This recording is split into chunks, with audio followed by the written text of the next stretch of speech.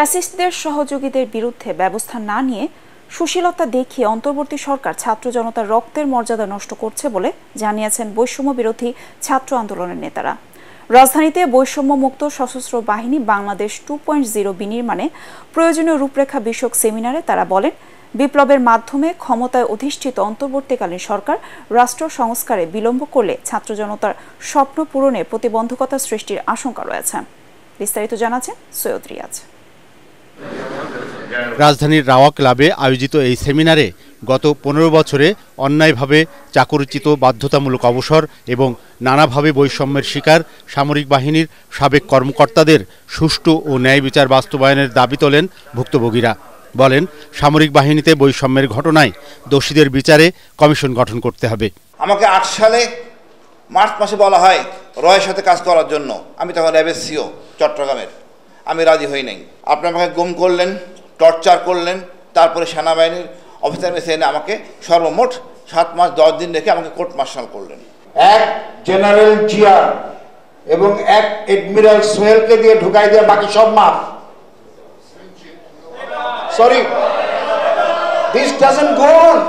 দ্রুত কমিশন গঠনের মাধ্যমে রাষ্ট্র সংস্কারে হাত না দিলে বর্তমান সরকার ষড়যন্ত্রের মুখোমুখি হতে পারে আশঙ্কা করে সেমিনারে বৈষম্য বিরোধী ছাত্র আন্দোলনের অন্যতম সমন্বয়ক সার্জিস আলম বলেন, বিগত সরকারের রোষানলে পড়ে যারা নির্যাতনের শিকার হয়েছেন তাদের যথাযথ মূল্যায়ন করা প্রয়োজন। 18 July, 19 July, 3 August, 4 August, 5 August যখন আমরা রাস্তায় নামি, আমরা এটি চিন্তা করে নেমেছিলাম যে আজকে আমার বুকের এক পাশ দিয়ে গুলিবিদ্ধ হয়ে আরেক পাশ দিয়ে বের হয়ে যেতে পারে।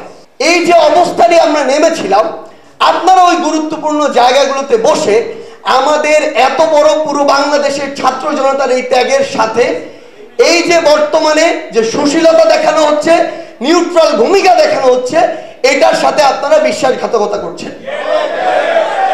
স্বৈরাচার সরকারের পতনের মধ্য দিয়ে 5 আগস্টের সফলতায় আন্দোলন শেষ হয়নি জানিয়ে আরেক সমন্বয়ক হাসনাত আবদুল্লাহ বলেন, বাংলাদেশ বৈষম্য মুক্ত না হওয়া পর্যন্ত ছাত্র জনতার আন্দোলন চলবে। এই সরকার কোনো সংবিধান মেনে আসেনি, এই সরকার কোনো নিয়ম মেনে আসেনি।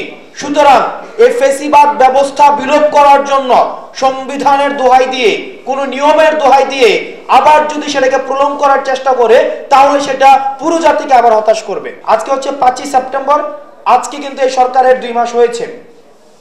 আমরা এখনো পর্যন্ত ওই ধরনের প্রত্যাশিত কোনো ধরনের স্টেপ দেখিনি যেটির মধ্য দিয়ে প্রমাণ হয় যে এই সরকার একটি বিপ্লবী সরকার। সেমিনারে গত 15 বছরে বৈষম্যের শিকার সেনা কর্মকর্তারা চাকুরিতে পুনর্বহলের পাশাপাশি বঞ্চিত সেনা সদস্যদের পুনর্বাসন ও আর্থিক সহায়তার দাবি জানান। সৈয়দ রিয়াজ, এটিএন বাংলা, ঢাকা।